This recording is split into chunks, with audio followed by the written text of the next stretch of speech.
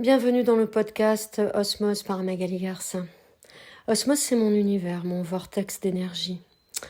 C'est un passage que j'offre durant 12 semaines pour descendre dans les méandres sous le plancher et aller regarder ces freins invisibles, ces croyances limitantes, ces loyautés cachées en fait, qui nous invitent à jouer petit alors que ma vision, c'est qu'on est là pour vivre grand. Donc je vous souhaite une belle écoute en espérant que ça résonne pour vous et peut-être à bientôt. Alors maintenant, j'ai l'élan d'ouvrir un espace avec vous autour du détachement, de l'attachement et de la dépendance affective. Parce que parfois, on a tendance à superposer ces plans-là jusqu'à ce qu'ils se fondent et finissent par se confondre. Or, ces trois dynamiques sont souvent mal interprétées alors qu'elles sont complètement différentes, même si, évidemment, tout s'intrique. Donc j'aimerais les éclairer avec vous, depuis ma vision, simplement pour remettre un peu de clarté là où tout peut parfois un peu se mélanger. On va commencer par parler du détachement. Le détachement, ça n'est ni un retrait, ni une indifférence, ni une forme de froideur relationnelle. Mais alors, vraiment pas. En fait, le détachement, c'est un axe interne, vivant, un espace de présence où l'on reste centré, aligné, entier, quelle que soit l'intensité d'une relation, d'une émotion ou d'une situation. C'est l'espace depuis lequel la verticalité s'incarne et la vérité intérieure, là, peut être honorée, sans se tordre, sans se perdre, sans se dissoudre. Parce que le détachement n'annule pas l'attachement, il l'honore.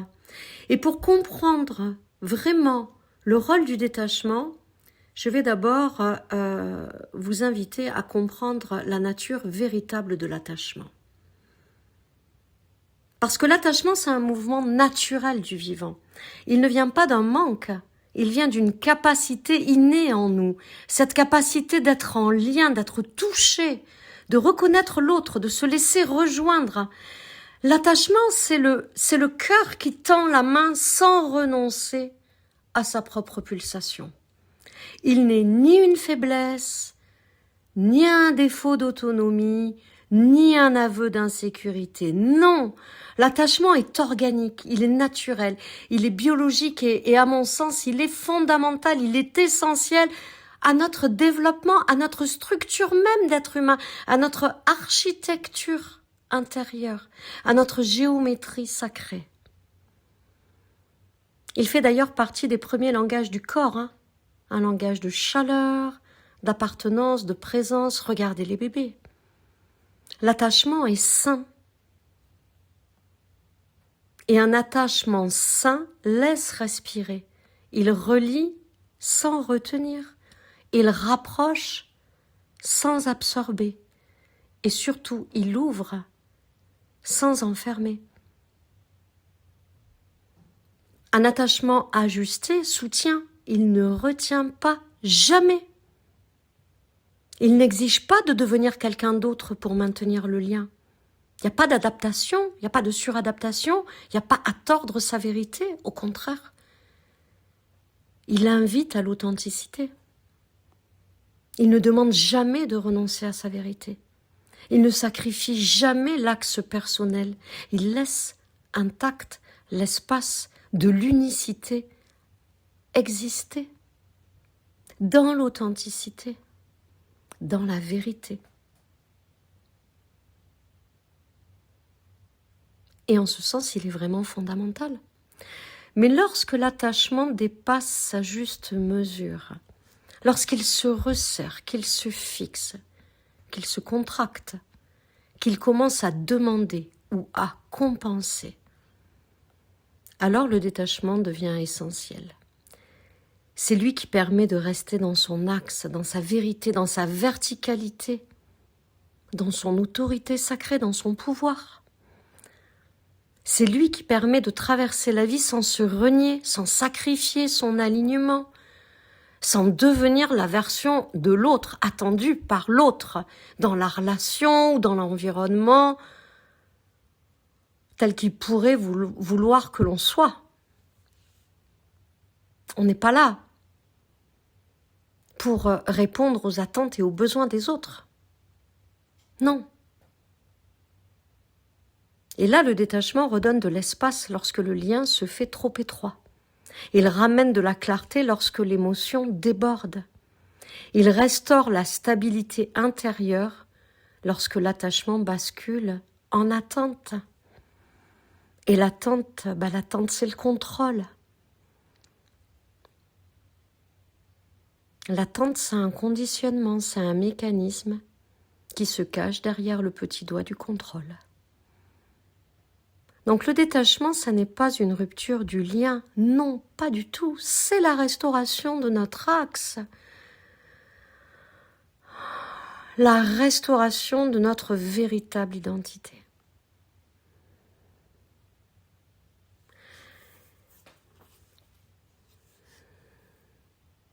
Et quand l'attachement bafoue l'alignement, alors c'est le chaos qui survient.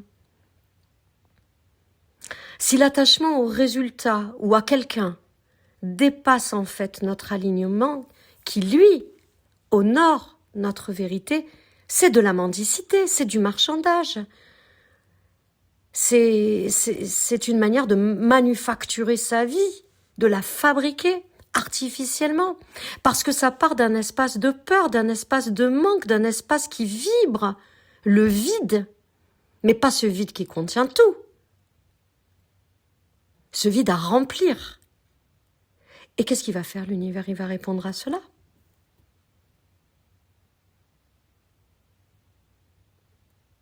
Et là, on réalise en fait que l'attachement, c'est une peur déguisée en désir. Là où l'alignement, lui, manifeste notre vastitude, notre vérité, notre lumière, notre essence, ce qu'il y a de plus grand et de plus vaste en nous, qui porte ces énergies haute fréquence que sont la joie et l'amour. Alors tout à l'heure, j'ai dit, le détachement, ça n'est pas de l'indifférence. Non, non, non, il y a une différence fondamentale justement entre les deux. L'indifférence est glacée. Elle coupe le lien, elle bloque le cœur, elle fige le vivant. Là où le détachement, lui, ne coupe rien du tout, non, non. Il désactive simplement la prise avant qu'elle ne devienne emprise. Une emprise invisible au commencement. Et c'est pour ça que parfois, la frontière est subtile.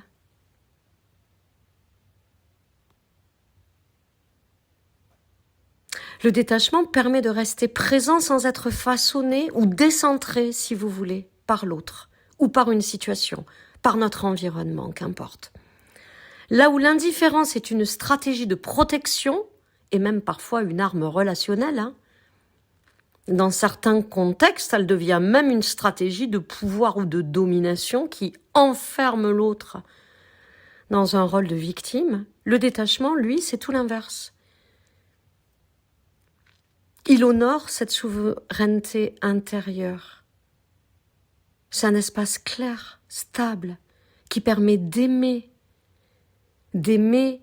sans contrepartie, d'aimer sans marchandage, pas d'aimer pour obtenir ceci ou cela, ou pour être reconnu, ou pour être validé, ou que sais-je. Non, il permet juste d'aimer, d'agir, de choisir sans jamais s'abandonner. L'indifférence, elle ferme la porte. Le détachement, lui, il laisse entrer sans dévier l'axe. Et ça, c'est radicalement différent. Donc lorsque l'attachement se ferme, qu'il retient, qu'il compense, quand la peur s'y glisse et que le lien se crispe, eh bien il cesse d'être un espace d'amour. Il est en train de devenir dépendance. Et c'est là que commence ce que j'appelle la dépendance affective. Et la dépendance affective, c'est pas un excès d'amour, non, non, non, c'est un manque d'axe. Elle apparaît lorsque l'attachement, au lieu de rester en mouvement naturel du cœur, devient un besoin, une attente, une source de sécurité ou de valeur, une crispation, une fermeture, une apnée. La respiration devient plus courte et plus superficielle. Elle devient une nécessité. Et là, la dépendance affective surgit, quand le lien n'est plus un espace d'échange, mais un endroit où l'on espère être rempli, être nourri. Comme si l'autre venait nous compléter. Comme s'il manquait quelque chose à l'intérieur de nous, qu'on n'était pas assez apte, assez bon, assez grand, assez fort, assez en sécurité, assez. Ce que vous voulez, vous m'avez comprise. Donc on va chercher à l'extérieur ce que l'on croit ne pas pouvoir trouver en soi. On cherche un apaisement, une validation, une approbation, une complétude, alors qu'aucun être humain, jamais ne pourra remplir un vide intérieur à notre place. C'est notre responsabilité. Ça n'est que notre responsabilité, mais là par contre réside tout notre pouvoir. Et d'ailleurs, c'est souvent le miroir d'un manque d'amour pour soi, la dépendance affective. Et comment elle se met en place ? Eh bien, cette dépendance affective, elle est née lorsque le lien devient la source principale d'apaisement. Ah, mon Dieu, oui, elle est là. Ouh, tout va bien. Ah, je suis pas seule. Ah non, je vais pas traverser ça seule. Ah oui, ouf, je peux partager tout ça.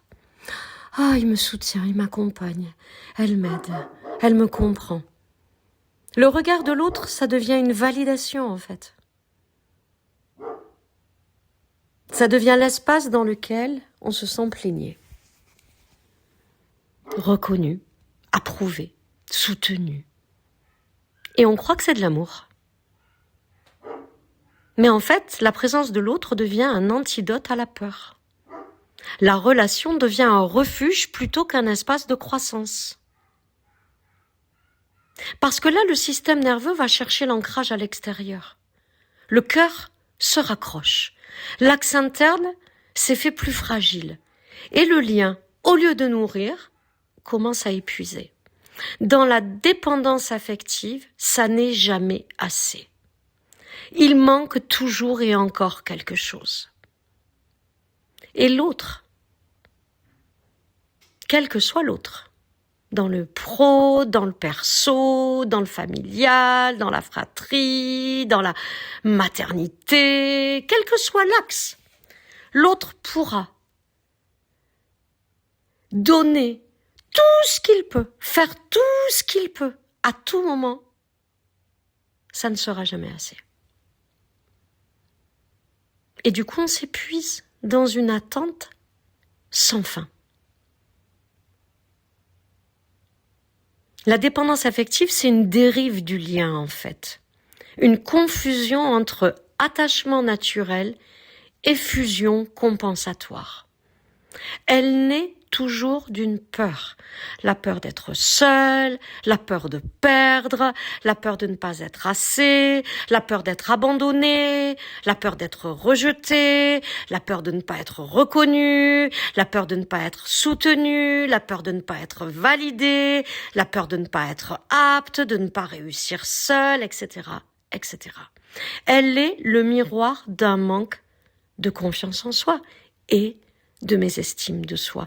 Elle manifeste purement et simplement le fait que l'on ne connaît pas sa valeur et qu'on croit trouver sa valeur à travers l'autre, dans la posture et le regard de l'autre, dans l'attitude de l'autre, dans le temps que l'autre nous donne, dans sa présence. Imaginez un peu si du jour au lendemain l'autre disparaissait. Et souvent, parfois, mais souvent, en fait, c'est celui d'un effacement progressif de soi. La dépendance affective, c'est pas un excès d'amour, non. C'est le signal qu'une partie de nous s'est oubliée. Elle s'est abandonnée quelque part sur le bord du chemin. Et elle a cru que la lumière de l'autre allait lui permettre de briller. Mais autant on n'a jamais vu une lumière faire de l'ombre à une autre lumière, autant on n'a jamais vu une lumière venir éclairer un espace depuis lequel on ne s'autorise pas à briller. Jamais.